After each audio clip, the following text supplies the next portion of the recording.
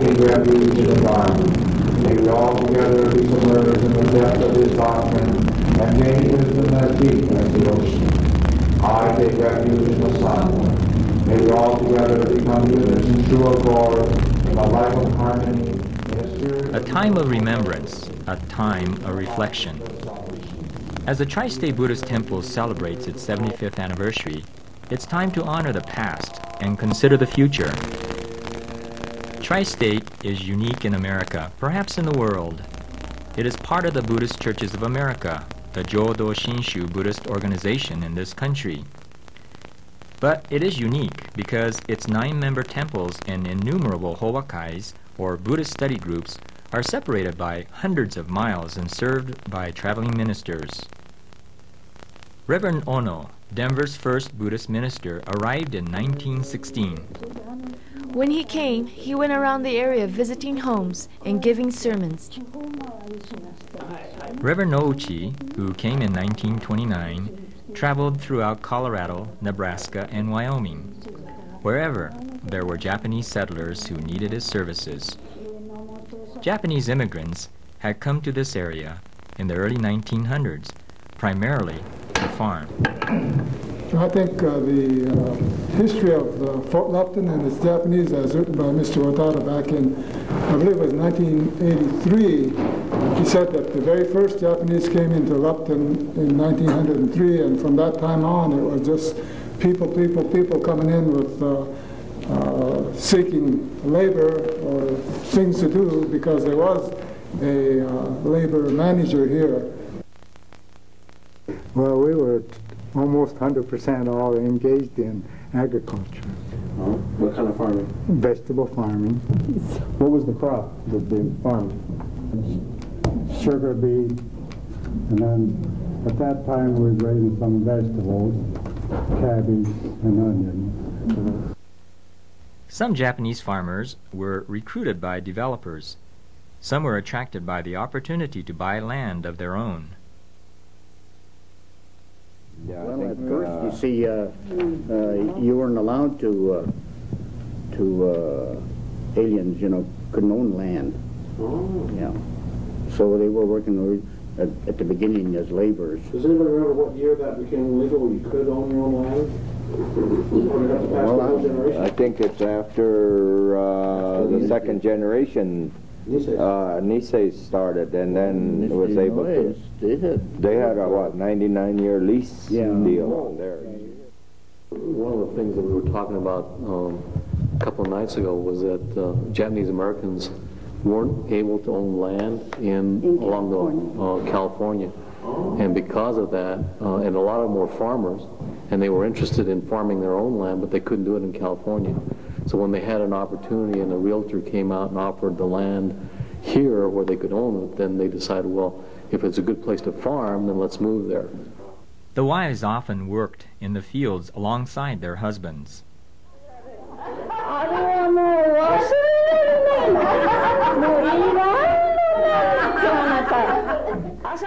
From morning till night, I gather up the pickle vines, pick the pickles, and put them in pails.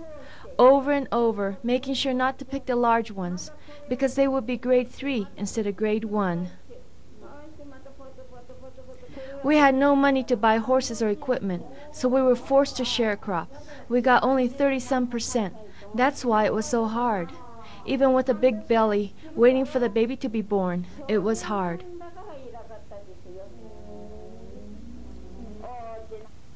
It was difficult. I had to cook, keep house, do laundry, take care of the kids, and work in the fields. I had to leave the children at home by themselves. In the hot weather, I'd lay the children on a cloth by the car, or leave them inside the hot car, sweating profusely. I'd hear them crying, the children, the small children. Why did I come to such a terrible place? In Rocky Ford, we worked for a Caucasian farmer. It was hard. Pulling weeds in onion fields, thinning beets. My sons. The kids really worked hard. The men had arrived in this country first, young and single. After a few years, they sent back to Japan for brides. Marriages were arranged.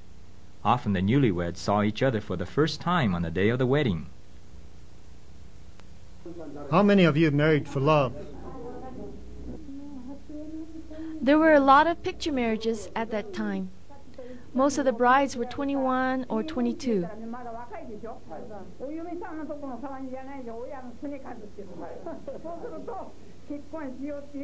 The men wanting to marry were Isseis over 30. It was like coming to marry an old man. Some men did not send recent photos of themselves to Japan, but a much younger, more handsome picture. Was yours an arranged marriage?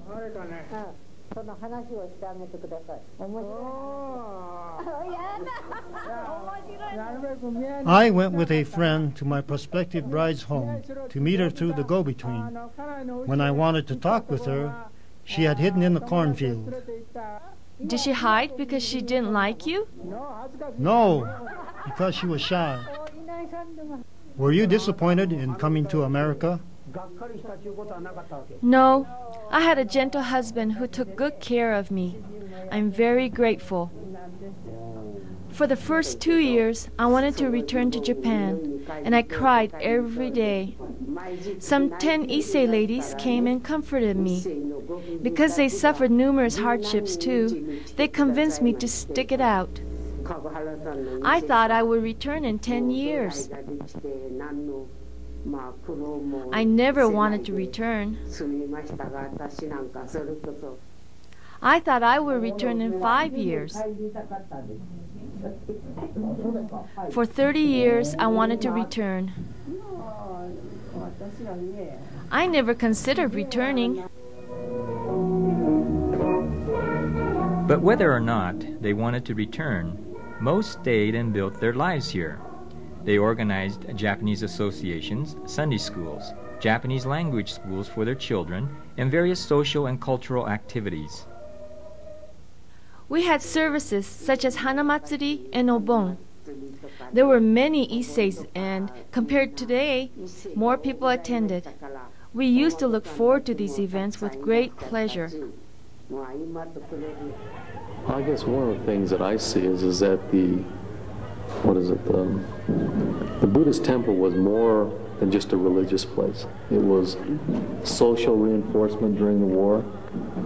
It was cultural reinforcement for Japanese people. I think the thing that impressed me the most about when the Sunday school was started was that in Walmart we really didn't have a minister. In fact, at this point in time, we still don't have a minister that comes out every week. But it was through the efforts of our parents and other people in the community. For example, Jack Miyazaki he would conduct our services for us. And the parents would also conduct the classes. And it was kind of interesting for us because it was a learning experience for both. I think the teachers probably learned as much as the students did, but it made it more interesting for, I believe, us as students because it was easier to integrate the practical applications of Buddhism. But did you guys hold a service of some kind every Sunday? Oh, we used to. We had Sunday school. We had every Sunday, but ministers would only come maybe once a month. Baseball was a favorite pastime. At that time, this area was known as Yamato Village, and the Platte River was used to divide the area into 2 baseball teams, one from the west side and one from the east side. So there were quite a few people. The fondest memories, the 2 things that they mentioned were really things that I remember about the early parts of when I remember the temple was the Father's Day picnic where we, had them up at the Canales Canyon and we had baseball games and we'd Ben's dad would umpire and we'd bribe him with beer and get him so drunk he couldn't stand. But he was the older, it wasn't just the young guys that went fishing, it was the older guys that really, they were great fishermen, and Mr. Fuji especially, and they were real competitive. I mean, they really went after it, and they go like at 2 o'clock in the morning to go fishing, huh? Who got the biggest fish? Who got the most, and there was a big contest. You know, I remember the kids, we spent weeks, literally weeks beforehand, coming after school, or months beforehand, huh? We'd come after school on Saturdays to come here to practice with the teachers, and we'd have to learn all these dances and songs and speeches and all kinds of things that really, well, at that time they were work, but as I look back on it now, it was the most fun time of the Buddhist temple.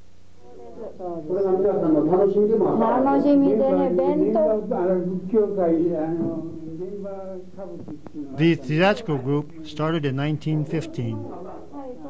We all brought lunches, and it was great fun. Everyone was proud of their own lunch. It would go on for 3 days. They looked forward to coming to church because they didn't have any other activities. They had to work on the farm all the time, so they always looked for once a month service and Reverend Snow to bring in the movies that they could see.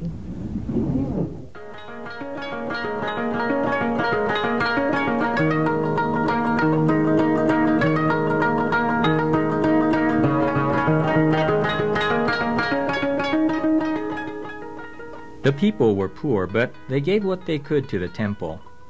The temples were built largely by the members themselves, working as volunteers. They did not have money to buy shoes for their children, but still they donated to the temple. Mr. Yanaru started the Sunday school in Lupton. We had the Sunday school first, then the Japanese school was started. We solicited help from every individual, that is the Japanese individual in the community, every businessman in the town of Fort Lupton. We had a few that objected, but by and large, we had the best set of contributors where we went over our goal in the spring of '39. As soon as the frost left the ground, we started construction. All the old-timers were, all the membership were farmers.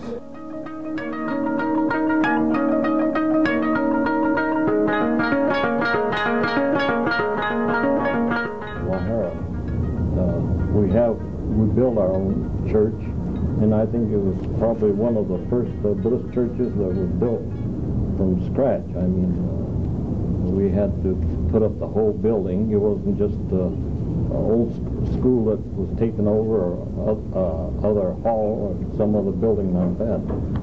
The people were encouraged by the example of Reverend Tamai, who served the Tri-State community for 53 years. And I think it was this era that we talk about the Tri-State Buddhist temples. Well, because that one man's efforts, he started covering not only the Denver area, they had Lupton and Brighton and so forth. They had churches going in this area, but he just kind of branched off into the Tri-State area of Wyoming, Nebraska, and started chapters there. Among other things, Reverend Tamai helped organize formal women's groups. With Reverend Tamai as the driver, we went around Brighton asking ladies to please join. And we got many ladies to join. He was, I don't know how old he was real young. And we were living in Littleton, you know, it's farming, vegetable farming we were doing there. And I was hanging up clothes out in the yard, you know. I had to do all the family chores, so I washed the clothes and was hanging up. And I heard he came from Japan, but I haven't seen him. But one day when I was out hanging clothes, there was somebody standing there with a black suit on, and he looked like a young boy. The hotel where he slept and everything, why then, they say anytime it rained, why, you know, he'd have to put buckets and stuff on his bed, catch the water, and even shoes, why he would have to use cardboard, just like I have to do sometime, you know. Well, remind Reverend Tamai, when he was here, church financially was very difficult, and a lot of ours, we can't even pay our dues. Only those days, only $6 dues a year, and even though a lot of people couldn't even pay the dues. So the Reverend Tamai says, voluntarily, he said, I don't want no wages. I want you people to just believe in Buddha. That's how he was great. I feel even today, it's very hard to find a person like this. That's what I believe. Well, I think this has been repeated time and again as far as Reverend Tamai, how much he sacrificed. There's an article in this book. This Denver church had a debt of $5,000, and they weren't paying anything for it because the membership, as I understand it, they must be having a hard time, but they weren't paying, and they had the money borrowed from the bank, and they had to at least meet the interest on it. And I understand at one time he went 8 months without getting a penny for his efforts. They more or less call him the living Buddha.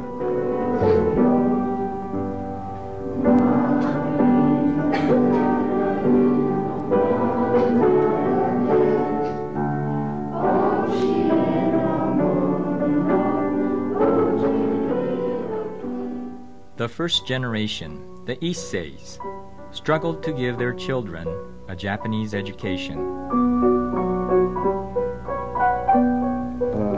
We had several teachers. The teachers that we hired came over to this country and were studying at universities, you know, or colleges. And during the summer vacation, they came out here, and we hired them to teach our children here. So they stayed in homes? Well, yes, at first, and then we built a little house right beside the school, so they stayed there during, well, it's a couple of months is what, that's all. That's about all the time they did during the summer there. During the summer break. The winter, 9 months I'd go to, you know, American school, and then in 3 months in the summertime, they took 2 months off and we had to go to Japanese school. And so our parents wanted to get the young people together some way, and this is where this iwau idea came. I think it was around 1931 or 2, because a lot of our parents pushed the idea to Reverend Tamai. He got the idea of trying to get the young people from Fort Lupton. They were supposed to be a very religious group, and so for us to get the San Luis Valley bunch to get together with Fort Lupton group, and some of the parents went along with us. The Lupton people put us up in their homes for the day or two that we were there, so we could learn and well, meet each other. And this went the first year. The second year, the Lupton people came to the San Luis Valley. And I think that was the start of the iwau conference. And it's funny that it should come up, but we used to, after we started on state level, was held at the church here. And also the Christian church had their group too, and they were just equal amount, you know, about the same, half and half, I suppose. And I know as a young person, we used to try to sneak out and and join the other group and see what's going on there.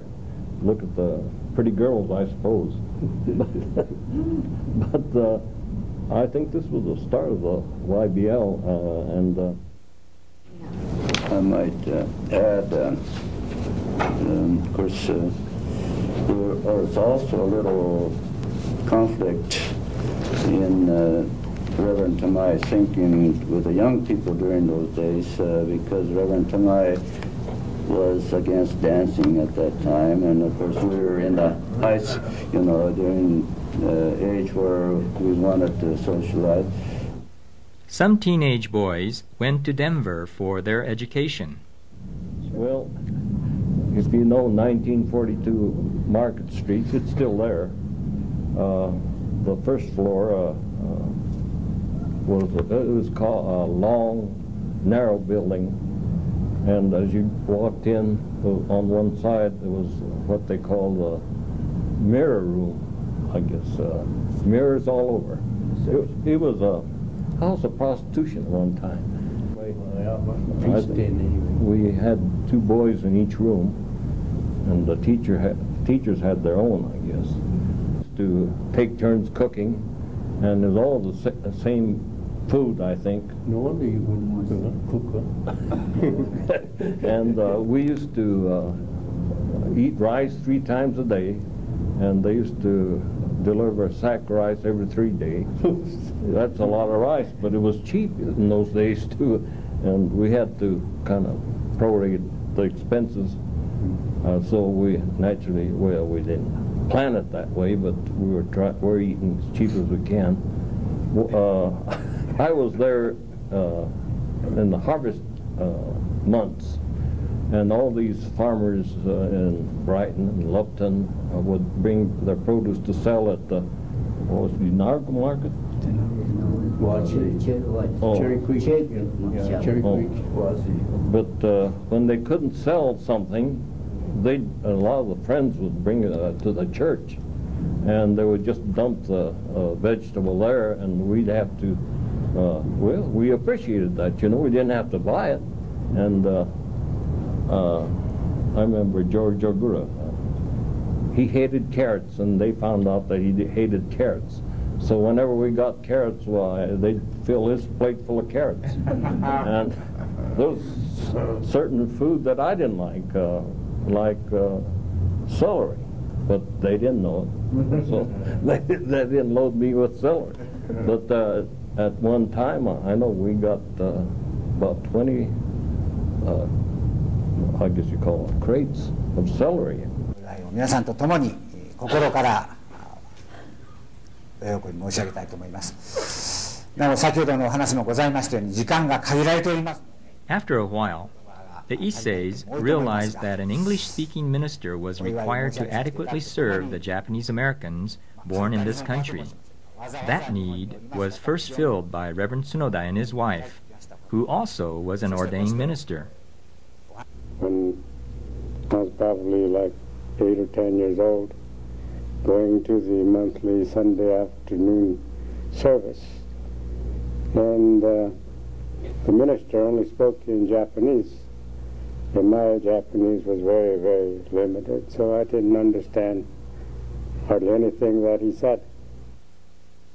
Reverend Tsunoda, because he was the first English-speaking minister that we got, and to me, that just meant that much more as far as understanding the religion. As you know, she was very instrumental in Brighton, Lupton, and was always helping in every aspect of the church. She was also active in Denver, but she was always moving in all directions, and when she passed away, it was a very great loss.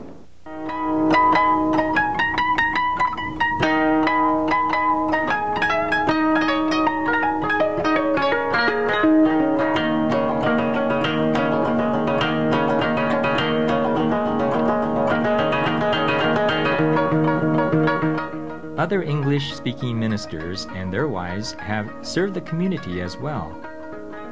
Reverend Kazumata is remembered particularly for his work with high school students. Reverend Sugiyama initiated an ambitious project to visit members at home, in the hospital, and in nursing homes. Reverend Oda worked tirelessly to edit and publish Buddhist texts in English. The current ministers continue to provide religious services to Buddhists throughout the region, traveling to New Mexico and Texas, as well as Colorado, Nebraska, and Wyoming.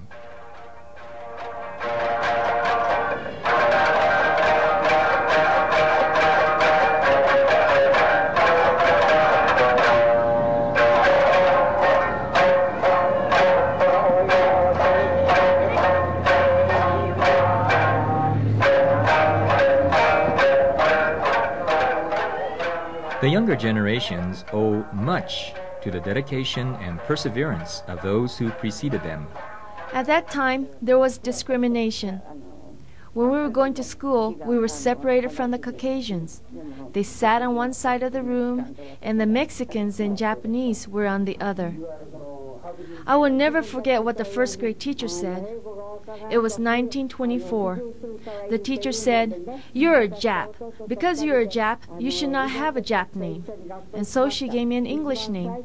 Also, you cannot use the Jap language here. Those were the first things we were told. Some Colorado natives were trapped in Japan when the war broke out.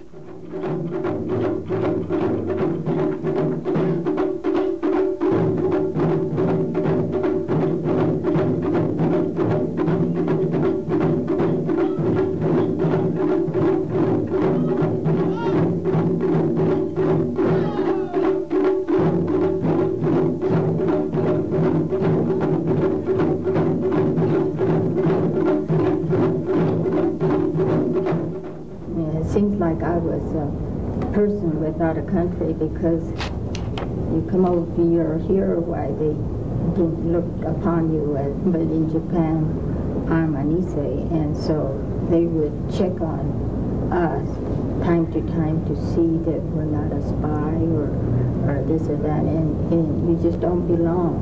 And I could write a whole book about the times that I was there and what we had to go through during the war.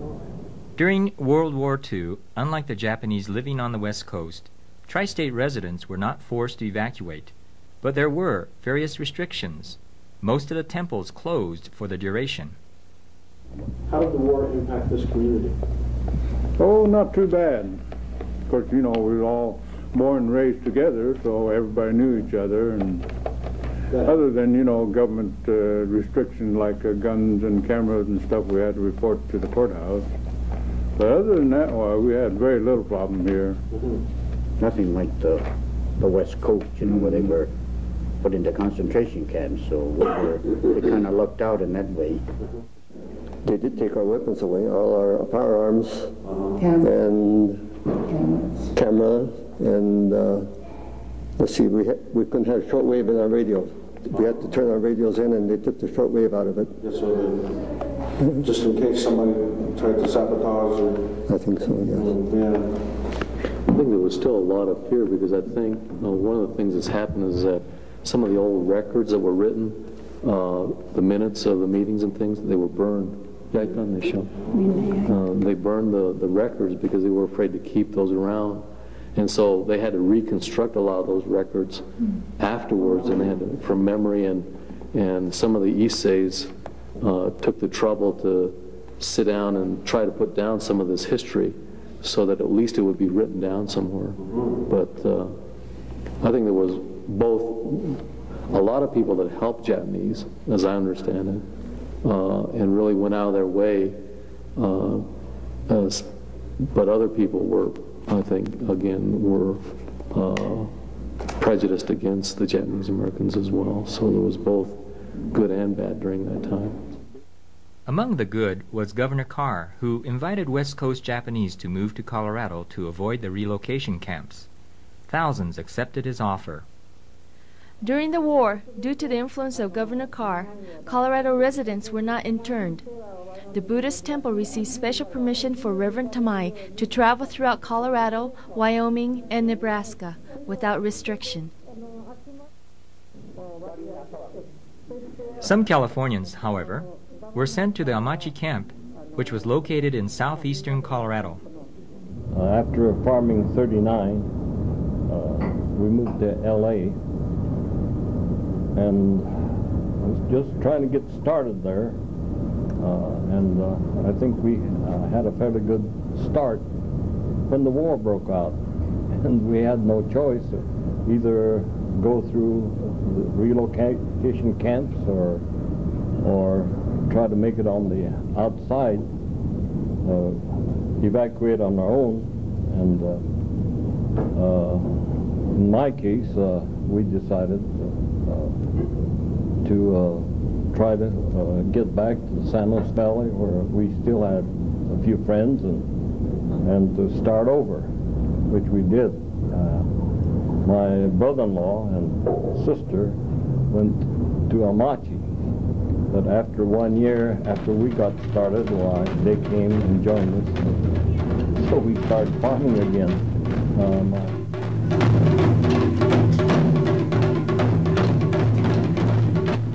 Some Japanese Americans served in the military. 5 months before Pearl Harbor, in June, I joined the Army, and I was at Fort Ord when Pearl Harbor occurred. When the war began, I heard that the rifles were taken away from Issei soldiers. Yes, our arms were taken away immediately.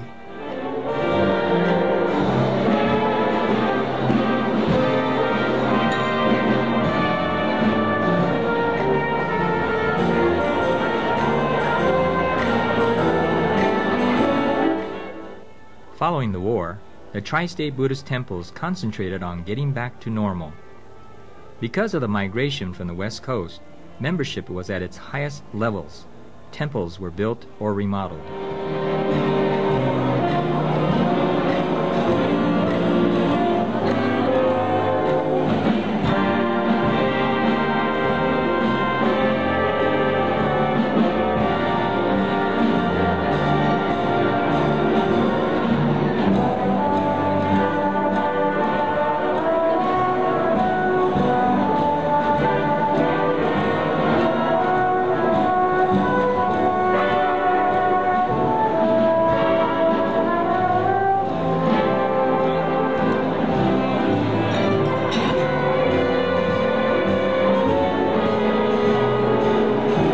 The biggest undertaking of the Tri-State Buddhist Temples was the construction of Sakura Square in Denver. It combined in one block Tri-State headquarters, the Denver Buddhist Temple, housing for the elderly, restaurants, grocery stores, gift shops, and various other services. A multi-story parking garage was added later. The first time I moved into Tamai Tower was in October 28th of 1972. We had a grand opening of on May of 1973, and from that, Sukkah Festival started. At that time, we had all the... Well, as you see, every function that we had, Mayor McNichol was here. The complex was dedicated in memory of the men and women of, the plaque is downstairs, in memory of men and women of Japanese ancestry who brought Oriental art, religion and culture to the Rocky Mountains, and to those who continue to sustain and cherish this heritage. When I want to buy something special or something for the family, I'll go to Kokonotsu or one of the other shops because I know they're going to have some very, very special things. They're always changing their stock.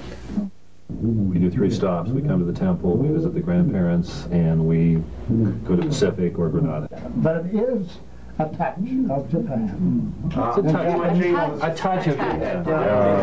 We're allowed 10% young, and to HUD, young is under 62 years old. But we can't, we're housing for the elderly and handicapped. And, but to HUD, anybody under 62 is young, and so we're allowed 10% of our apartments. We have 204. We did a check on our tenants, and we have 26 tenants who are 88 and over. And of those 26, half of them were in their 90s. The group that you see here are our pioneer residents of Tamai Towers. They are our first group of residents that came in after the building was built in 1972. After we started having parties and meetings, the residents became better acquainted. Since then, Tamai Towers became the best place to live. Many people are happy to live here.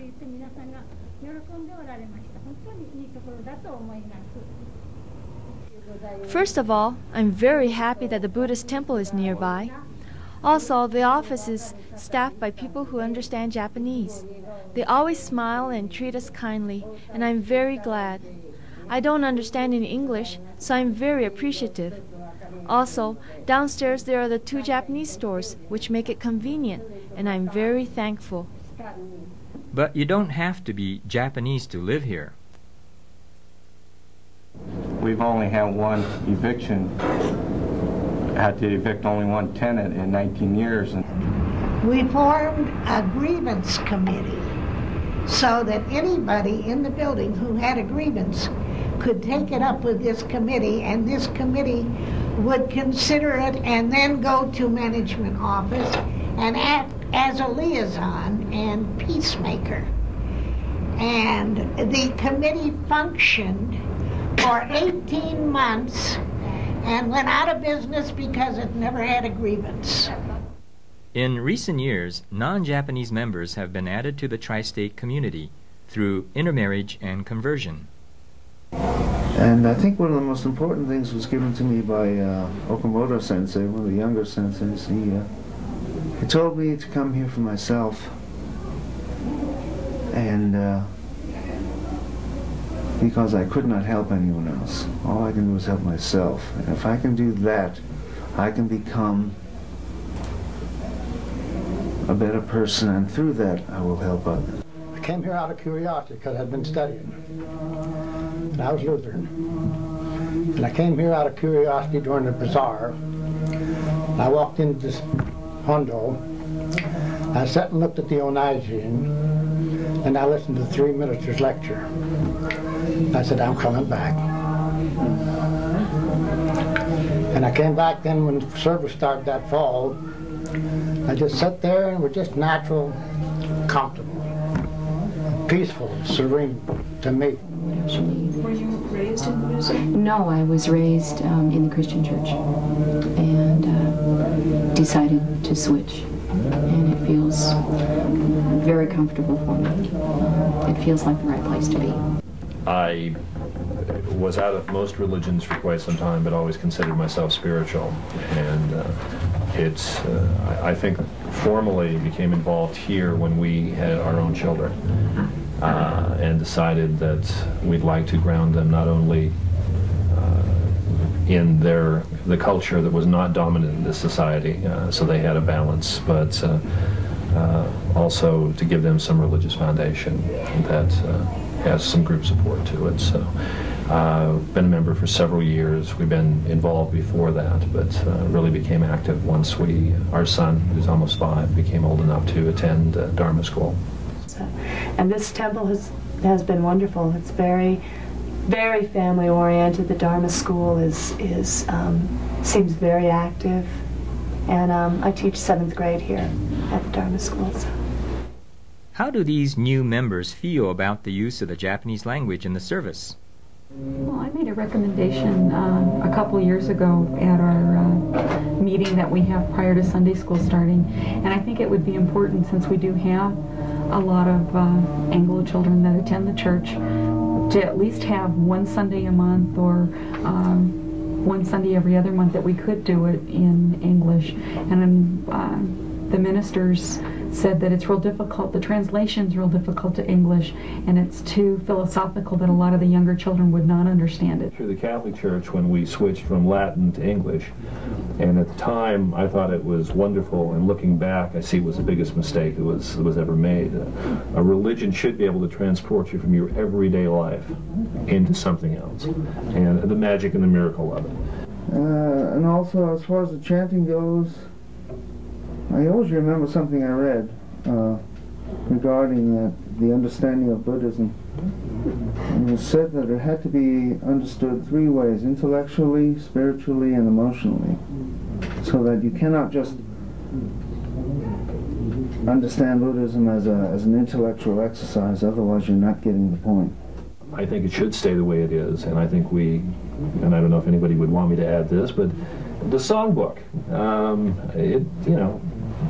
I almost feel like we're going to run into Buddha loves me, this I know. The sutras tell me so. And I really think that it's fine to be, this isn't in the United States, and it's America, and there's a variety of backgrounds here. But Jodo Shinshu is a Japanese transplant, and there's nothing wrong with firmly keeping it established there. And I'd like to see more chanting and less musical versions of Protestant and Catholic. We'll start with Buddhist symbols for $100. A teaching tool for Reverend Okamoto. Bonsai Blimpos? What is a golf club? I'm sorry.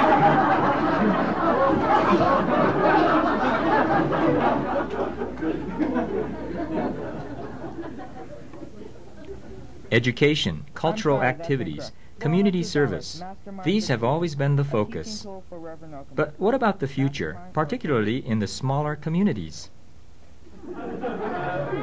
My mother. I'm sorry, that's incorrect. Bonsai, Blimpos, and Cool Dudes for $300, a Buddhist symbol that reminds us to listen to Amita's teachings. Bonsai Blimpos? Who is Reverend Cujo? No, that's incorrect. Cool Dudes, do you have an answer? What is the gong? That's correct. Let's go on. You're cool! Of course, I don't know what the future will bring because we don't have enough young children to the next generation. We don't have enough of them coming to our church. So I don't know what will become after we're gone. Well, the main thing is we're going to have to try to get the younger generation to come to the church. And what we're going to have to do, Issei is going to have to give the sanseis and yonseis a little more responsibility. But I think that Buddhism, hopefully the young people see the value of the religion, because it's going to be very difficult for this temple to stay open for very much longer. It's just, our membership has grown from 100 families to 10 individuals now with their kids, and this is our whole congregation now. And it used to be large enough that it wouldn't fit in this room. So it's gone from, Locally, the smaller communities, I'm sure out in the country especially, that our little temples that we had going to vanish because the young people not staying there, they're coming to the city. Denver got to be the hub here, and we're even talking about maybe Longmont or maybe Brighton, so we're going to have to join with Denver to have services and so forth. I guess the typical thing that maybe our parents had, and now we're getting aged, and we worry about the next generation, whether the religion is going to continue. But up to now, it has continued. Maybe we don't have to worry so much. But I cannot help but think that unless we get away from being an ethnic body church, that we're restricting ourselves. Well, the problems we have here are typical of rural areas and declining population and changes from generation to generation, and this change we're going through now, it doesn't speak too well for the future of our temple. With all the declining population, I would like to see it continue, but I just don't know how. There just isn't anybody left.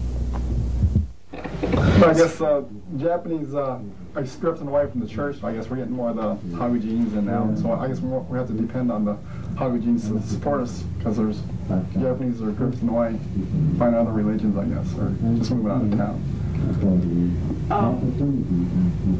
I don't know. I think I disagree, because I look at having been, and Sharon can deal with it this year, having been the co-superintendent for Dharma School for 3 years, and Mike, you were a superintendent for a while. I've seen more people come back to the church, and people who were here as kids and drifted away are now coming back and bringing their own children back. It is something that it's almost a marketing plan that the Buddhist churches have to look at with regard to needs. I mean, if we're meeting the needs of our members, they'll come. If we're not assessing those needs correctly and addressing them, and they can resolve those needs somewhere else, there's no need to be here at the church. So it's a difficult issue, and one that needs to be addressed and be faced to really save the church as we know it now, I believe. And in America, we are very strongly oriented to this: sell your product, sell yourself, sell your religion, make sure you get the product out on the market and be exposed, be visible. Fine line between commercialization and extinction. It's a tough one to walk, I think. Well, I think Buddhism doesn't beat people over the head. We need to make sure that we deal with people and we give them what they come to church for, which is the peace, the spirituality, and the friendship, and that needs to stay.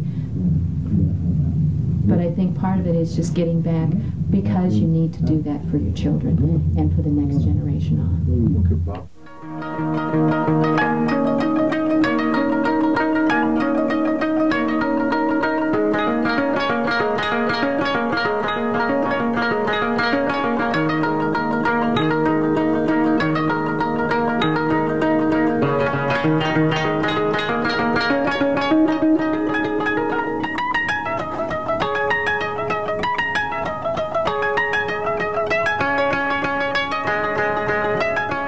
There have been many changes in the last 75 years.